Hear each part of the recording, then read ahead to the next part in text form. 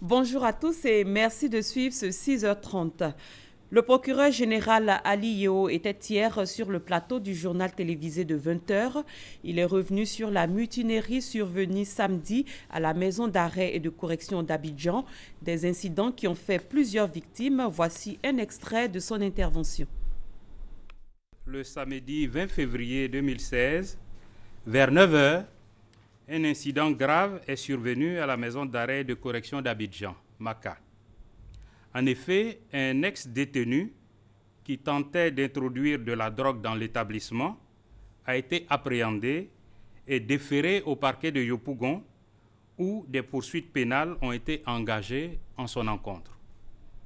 Placé sous mandat de dépôt, il a été conduit à la Maka le vendredi 19 février 2016. Le lendemain matin, à la sortie du greffe, après l'accomplissement des formalités d'écrou, il a ameuté ses co-détenus, déjà préparés à une riposte, contre les mesures prises quelques jours plus tôt pour mettre fin à certaines pratiques qui avaient cours dans le dit établissement. Des détenus, avec à leur tête Koulibaly Yacouba, alias Yakou le Chinois, qui portait en main une arme de type AK-47 Kalachnikov et une autre en bandoulière, ont commencé à lancer des projectiles dans tous les sens et à tirer des coups de feu en direction des agents pénitentiaires. Ceci a occasionné des heurts particulièrement violents. Les agents pénitentiaires ayant été rapidement débordés, il a été fait appel à des renforts, notamment à la police et à la gendarmerie nationale. Ces affrontements, qui se sont poursuivis pendant plusieurs heures, ont malheureusement occasionné à ce jour plusieurs blessés et des pertes en vies humaines. Ainsi, le bilan actualisé s'établit comme suit. Du côté des agents pénitentiaires, on déplore 1 mort et 8 blessés. Du côté des détenus, on dénombre 13 blessés et 9 morts, dont le meneur, Koulibaly Yacouba, alias Yakou le Chinois. Une enquête a été aussitôt ouverte pour déterminer les circonstances exactes de ces événements et en situer toutes les responsabilités. Monsieur le garde des Sceaux, ministre de la Justice, au nom du gouvernement, tient à réitérer ses condoléances aux familles endeuillées et ses vœux de prompt rétablissement à tous les blessés. Le premier centre médico-chirurgical du centre hospitalier régional de Divo est désormais opérationnel. Il a été inauguré par le ministre de la Santé et de l'Hygiène publique. Le nouveau centre a été construit et équipé par la Fondation Raoul Folero pour un coût global de 245 millions de francs CFA. Doigt de laser. La région de l'Audibois, zone endémique de l'ulcère de Buruli et de la lèpre selon le ministère de la Santé et de l'Hygiène publique, a enregistré plus de 100 personnes atteintes de la maladie de 2012 à 2015. Leur assistance étant souvent difficile. Quand bien même nous commençons à faire depuis 2010 du dépistage précoce, il y a tous les anciens malades qui n'ont pas été vus tôt et qui présentent des séquelles. Vous avez vu, dans cet hôpital, il n'y a pas cette chirurgie spécialisée. Derrière cette porte, une petite fille de 13 ans, clouée au lit. Christelle Vanessa Tano souffre de l'ulcère de Buruli depuis plus de 7 ans. Mon pied est enflé. On a cherché les médicaments, on n'a pas trouvé. Quand les docteurs sont venus, ils ont fait examen dessus, on dit que c'était la maladie. Ouf de soulagement pour ces nombreux malades. Le centre hospitalier régional de Divo vient d'être doté d'un centre médico-chirurgical flambant neuf et équipé de matériel médicaux adapté à leur traitement. Un don de la Fondation Raoul Folero pour un montant de 245 millions de francs CFA. Au-delà des sommes engagées, le partenariat stratégique que nous menons ici ensemble, tant dans la lutte contre la lèpre que contre l'ulcère de Buruli, symbolise l'esprit Folero. Un geste de générosité apprécié par Raymond Goudou Kofi, ministre de la Santé et de l'Hygiène publique. Et cela vient entre autres renforcer le plateau technique du centre hospitalier régional de Divo et améliorer la prise en charge des autres pathologies spécialisées. Le centre médico-chirurgical du CHR de Divo est doté entre autres de 6 salles d'hospitalisation de 30 lits, d'une salle de pansement, d'une autre de rééducation et des motos pour la supervision dans les villages les plus reculés. On s'intéresse à présent à une rencontre. Il s'agit de l'atelier bilan 2015, objectif 2016 d'une direction de l'éducation nationale. Les détails avec Kader Sogodougou. Venus de toute la Côte d'Ivoire, les acteurs de la direction de la mutualité et des œuvres sociales en milieu scolaire, DEMOS, étaient à Yamoussoukro pour leur atelier bilan 2015, objectif 2016. Si 2015 a permis à la DEMOS de mettre en œuvre d'importantes réformes pour le bien-être des élèves et des personnels de l'éducation nationale, 2016 se présente comme l'année du social pour une assurance totale de tous les acteurs. Nos agents de la DEMOS vont parcourir l'ensemble du territoire pour motiver tous les agents du ministère de l'Éducation nationale à se faire enrôler au niveau de la CMU et à adhérer à la mutuelle afin de bénéficier d'une couverture maladie à 100%. Les fléaux qui minent le milieu scolaire ne seront pas en reste. Pour mieux lutter contre les grossesses, nous, cette année, on a fait déjà le bilan pour voir un peu les zones où ce phénomène est encore persistant. Et sur ces draines que nous avons identifiées, nous allons mener des actions que nous appelons la sensibilisation vraiment de proximité et équiper. Dans les équipements, nous allons tenir compte des personnels qui travaillent dans ces draines-là et nous allons demander également l'engagement des premiers responsables. Parce que les résultats l'ont montré.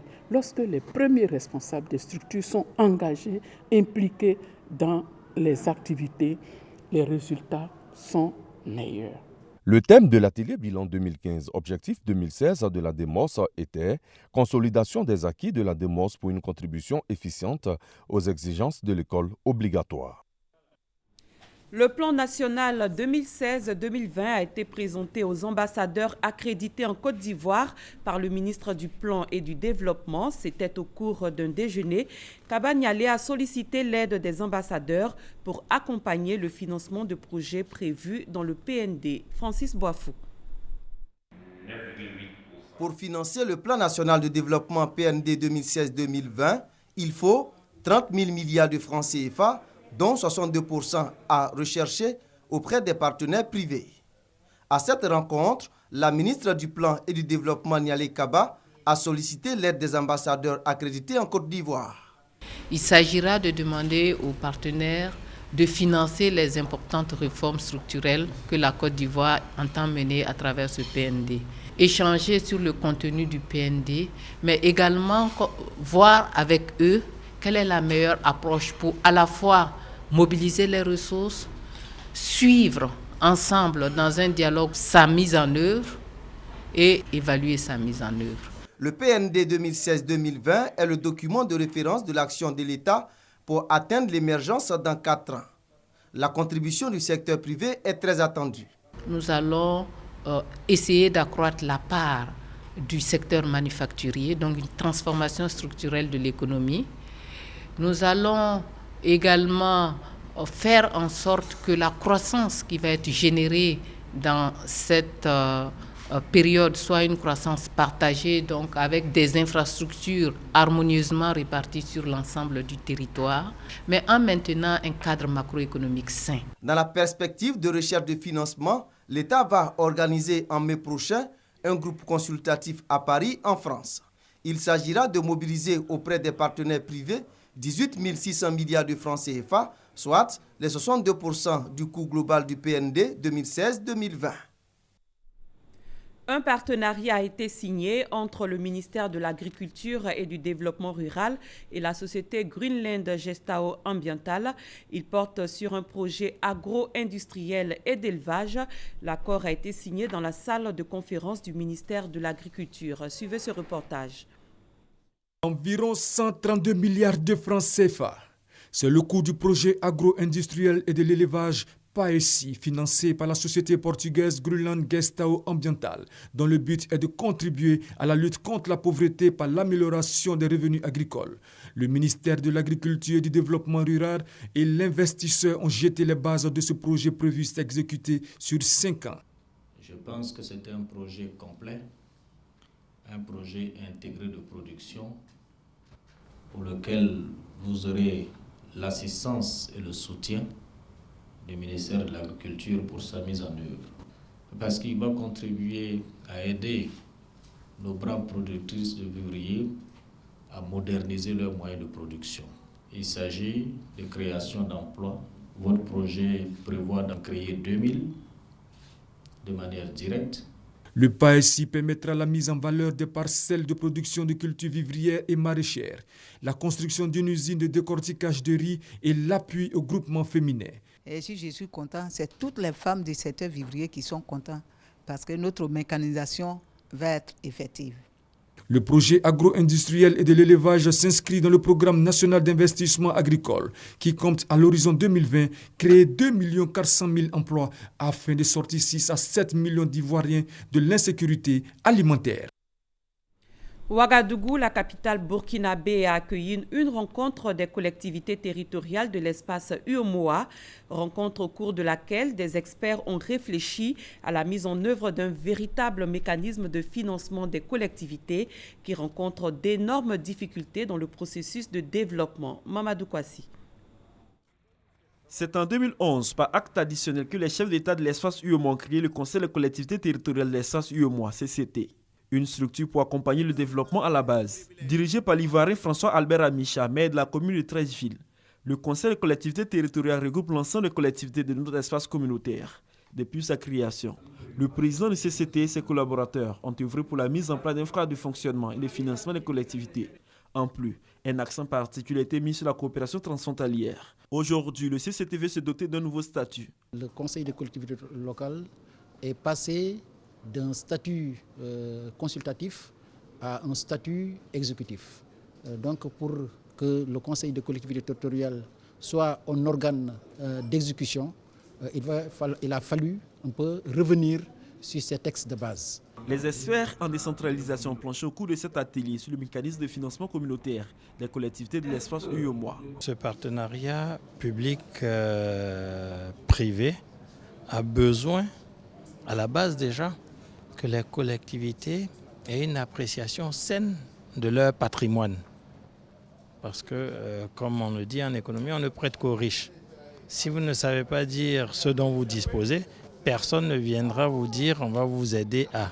Si vous ne savez pas évaluer vos propres opportunités à travers des projets précis, personne ne viendra faire ces projets à votre place. Au cours de cette rencontre, il est également question de la gestion du foncier dans les collectivités. Que les gouvernants, que les élus locaux et les partenaires techniques et financiers s'associent pour étudier de la façon la plus rigoureuse la gestion de la question foncière. D'autant plus qu'aujourd'hui, nous avons dans plusieurs États membres, plusieurs ordres de collectivités territoriales différentes.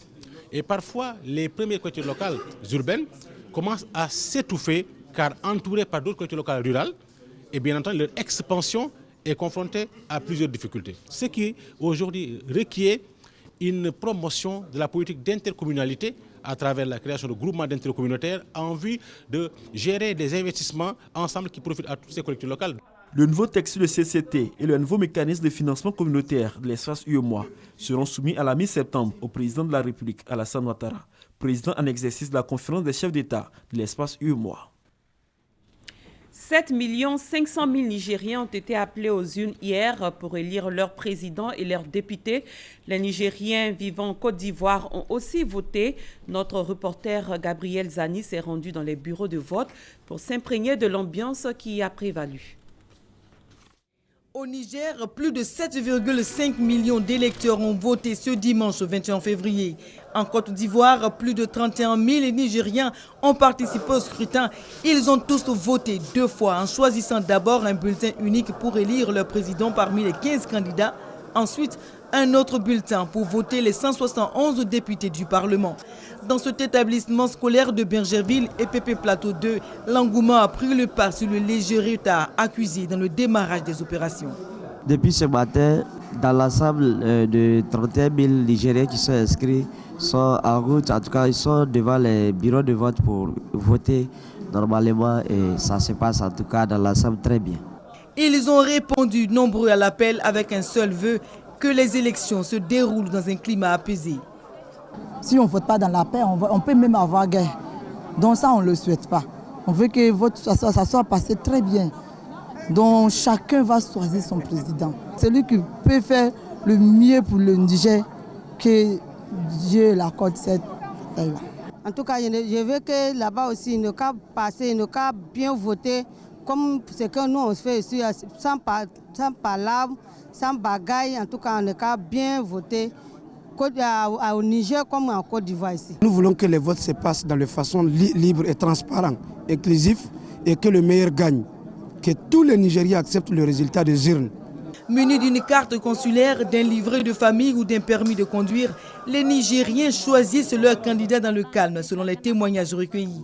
Un léger détachement des forces de sécurité ivoiriennes assure le maintien de l'ordre dans le centre de vote. Au Niger, la campagne électorale a été émaillée de vives tensions politiques entre partisans du président sortant et opposants. Mahamadou Issoufou, l'actuel président, brigue un second mandat et promet la victoire au premier tour. Les Comoriens ont eux aussi voté hier pour le premier tour de la présidentielle. 25 candidats, dont une femme, sont en lice. Ce scrutin atypique s'est déroulé dans un climat de suspicion de fraude dénoncé par plusieurs candidats. Les opérations ont pris du retard dans plusieurs régions du fait d'un manque de matériel électoral. Ce dimanche 21 février, il y a eu foule dans les bureaux de vote aux Comores. Les électeurs ont eu à choisir entre 25 candidats en course pour la magistrature suprême. Un vote à l'allure des fêtes. Aucun incident majeur n'a été signalé. C'est un droit civique. Je dois voter pour choisir un électeur que je crois qu'il peut changer quelque chose aux Comores. C'est trop important, surtout nous les jeunes, puisque l'avenir est notre main. Donc c'est un jour décisif pour nous. Espérons que le vote sera passé en toute paix et sérénité. Inch'Allah. Ce calme observé est certainement dû à une mesure prise à quelques heures du scrutin. La levée du vote par procuration dénoncée par plusieurs candidats comme étant source d'incrédibilité du scrutin. Le président sortant, Ikilulou Douanine, qui a passé 5 ans à la tête des Comores, ne peut pas se porter candidat. La Constitution le lui interdit. Elle stipule que la présidence est tournante entre les 3 îles de l'Union des Comores. Chose atypique, tous les candidats doivent être issus de la ville qui doit abriter la présidence. Conséquence, seuls les 159 000 électeurs de la Grande Comore sont appelés à voter pour le premier tour. L'ensemble du corps électoral, estimé à 301 000 électeurs, est lui appelé à voter le 10 avril prochain pour le second tour. Le dépouillement a commencé à 15h GMT, 18h aux Comores. Toujours à l'étranger, la Tunisie a annoncé hier la prolongation d'1 mois de l'état d'urgence instauré dans tout le pays en novembre dans la foulée d'un attentat suicide contre la garde présidentielle à Tunis, la capitale.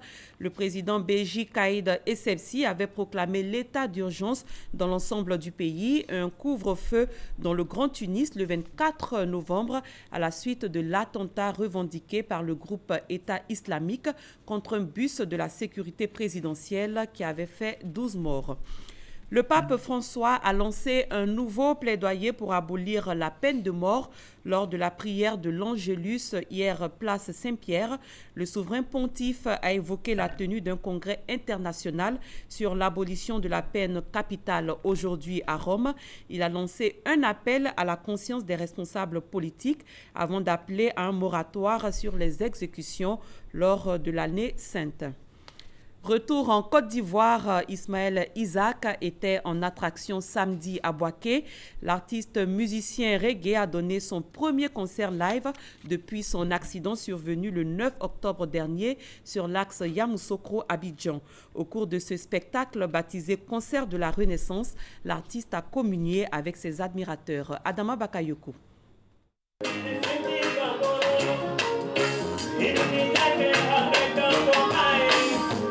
Il Il est de retour après avoir échappé à la mort en octobre dernier. Celui que les fans surnomment le Gangaba de Treichville n'a rien perdu de son talent. 90 minutes non-stop, 18 titres interprétés au grand bonheur du public venu le soutenir.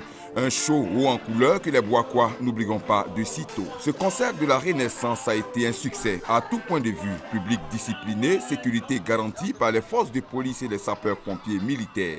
Un spectacle que Ismaël Isaac avait promis aux mélomanes de Bouaké lors du massacre 2014, quelques mois seulement avant la sortie de son dernier album baptisé « Je reste ». Un titre évocateur car un an plus tard, l'artiste sort miraculeusement d'un grave accident de la circulation.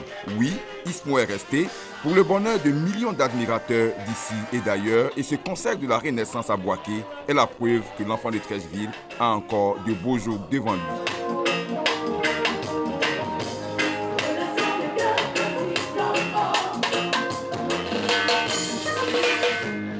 Plus qu'un simple concert, ce spectacle a été une véritable fête populaire et les jeunes de Bouaké n'ont pas boudé leur plaisir.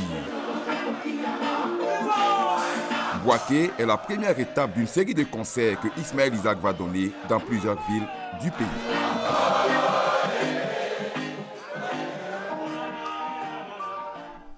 Et c'est ainsi que s'achève ce 6h30. Merci de l'avoir suivi.